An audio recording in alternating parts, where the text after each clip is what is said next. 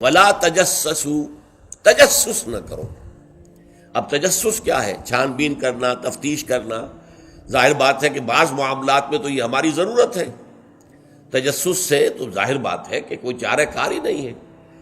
آخر مجرموں کی تفتیش ہوتی ہے تو تجسس اس میں ہوتا ہے، ایک دوسرے کے ملک کی جاسوسی ہوتی ہے، وہ بھی در حقیقت اپنی حفاظت کے لیے ہوتی ہے کہ وہاں کیا کچھ تیاریاں ہو رہی ہیں تاکہ ہم کو بندوبست کر سکیں اس کے توڑ کا۔ تو تجسس ہر حال میں برا نہیں ہے۔ اسی طرح ایک بہت بڑا اخلاقی مسئلہ پیدا ہو گیا تھا جب جمع حدیث کا معاملہ شروع ہوا ہے۔ تو جب محدثین نے یہ چھان بین شروع کی راویوں کے بارے میں، فلاں شخص نے فلاں سے روایت کی، اب وہ جاتے تھے اور پتہ کرتے تھے ماحول میں اس شخص کا کردار کیسا ہے، اپنے ماحول میں اسے کیسے پہچانا جاتا ہے، ایک نیک اور شریف اور سچے انسان کی حیثیت سے یا جھوٹے اور دغاباز انسان کی حیثیت سے، اس کے لیے تفتیش کرتے تھے۔ کیونکہ اگر اس کا کردار اچھا نہیں ہے، اگر اس کی شہرت اچھی نہیں ہے تو پھر ہم اس سے حدیث نہیں سنیں گے۔ کیا پتہ اس نے اس حدیث میں ملاوٹ کر دی ہو، کیا پتہ اس نے خود اپنی جی سے گھڑ لی ہو۔ تو یہ احتیاط کی گئی۔ اس پر بعض لوگوں نے جو درویش قسم کے تھے، نیک لوگ تھے، انہوں نے کہا یہ تم قرآن کے خلاف کر رہے ہو، لا تجسسوا۔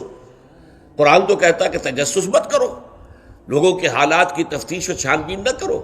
تو جواب دیا گیا نہیں، یہاں یہ در حقیقت ایک دینی ضرورت کے طور پر ہے، اور جواب بھی اسی صورت سے دیا گیا۔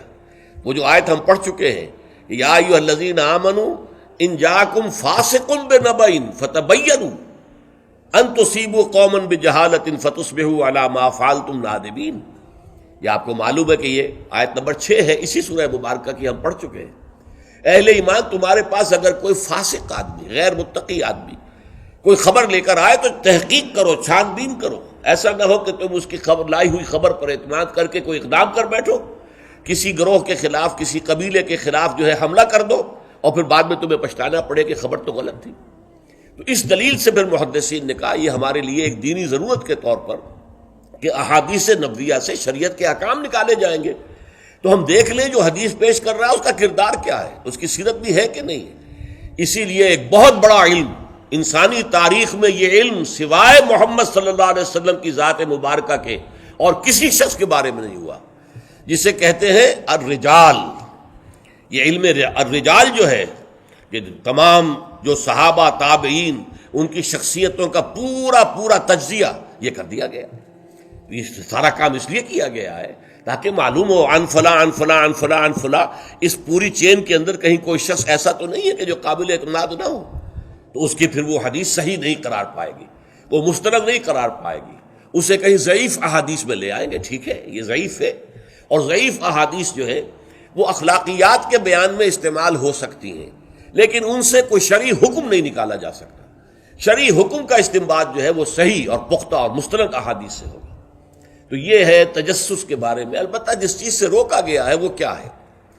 بعض لوگوں کے مزاج ہوتے پرورٹڈ، جیسے آپ کو معلوم ہے کہ مکھی جو ہے وہ گندگی کی تلاش میں رہتی ہے، گندگی پر بیٹھے گی۔ کچھ لوگوں کا مزاج ایسا ہو جاتا ہے کہ وہ اس تلاش میں رہتے ہیں، ٹو میں رہتے ہیں، کہیں کوئی بری بات انہیں ملے تاکہ لے اڑیں اسے، اس کا پرچار کر دیں، اسے عام کر دیں۔ کہیں سے کسی شخص کی کسی غلط حرکت کا علم ہو گیا اور اس کو لے کے اب عام کر رہے ہیں، پھیلا رہے ہیں لوگوں کے اندر۔ یہ جو ہے تجسس اس لیے کرنا کہ آپ کے ہاتھ میں کوئی سکینڈل بنانے کا کوئی مواد آ جائے، کوئی طریقہ ایسا ہو جائے۔ تو یہ جو مکھی کی ذہنیت اور مزاج رکھنے والے لوگ ہیں، یہ ان کو روکا جا رہا، تجسس نہ کرو۔ بلکہ کہا گیا ہے کہ اگر تمہارے کسی بھائی کا عیب تمہارے سامنے کھل جائے تو پردہ ڈالو۔ تم اگر دنیا میں اپنے کسی بھائی کے عیب کی پردہ پوشی کرو گے تو قیامت کے دن اللہ تعالیٰ تمہارے عیوب کی پردہ پوشی کرے گا، اور اگر تم دنیا میں اپنے بھائیوں کی پردہ دری کرو گے تو اللہ تعالیٰ تمہیں رسوا کرے گا تمام لوگوں کے سامنے قیامت کے دن۔ تو یہ تجسس جو ہے یہ برا ہے۔ بعض لوگوں کا مزاج ہوتا ہے، یہ دو بھائی جو ہیں ان میں کبھی جھگڑا نہیں ہوا، کیا بات ہے، اب وہ اندر جا کے ٹو لے رہے ہیں، کہیں سے کوئی مسئلہ نکال لیا، اس سے بھڑکایا تاکہ لڑیں آپس میں، اور پھر یہ کہ وہ بھس میں آگ لگا کے جمالو دور کھڑی تماشا دیکھ رہے ہیں کہ یہ لڑ رہے ہیں آپس میں۔ تو اس طرح کی پرورٹڈ جو ہیں بس شدہ شخصیتیں ہوتی ہیں بالفعل لوگوں کے اندر، اور یہ کن میں ہوتی ہیں؟ جن کے سامنے زندگی کا کوئی اعلیٰ نصب العین ہے ہی نہیں، کوئی اونچا آدرش ہے ہی نہیں، کوئی ہائی آئیڈیل ہے ہی نہیں۔ جن کے سامنے کوئی اونچا نصب العین ہے، کوئی ہائی آئیڈیل ہے، وہ آدرش ہے بہت اونچا، وہ تو اس کام میں لگے رہتے ہیں، وہ ان چھوٹی چیزوں کی ان کو اس کی طرف متوجہ ہونے کا ان کے پاس وقت نہیں ہوتا۔ لیکن جن لوگوں کی زندگی کے اندر وہ اونچائی کی طرف تو کوئی رجحان ہے ہی نہیں، تو ظاہر بات ہے وہ تو پھر زمین ہی کے اندر دیکھیں گے، کیڑے مکوڑے انہیں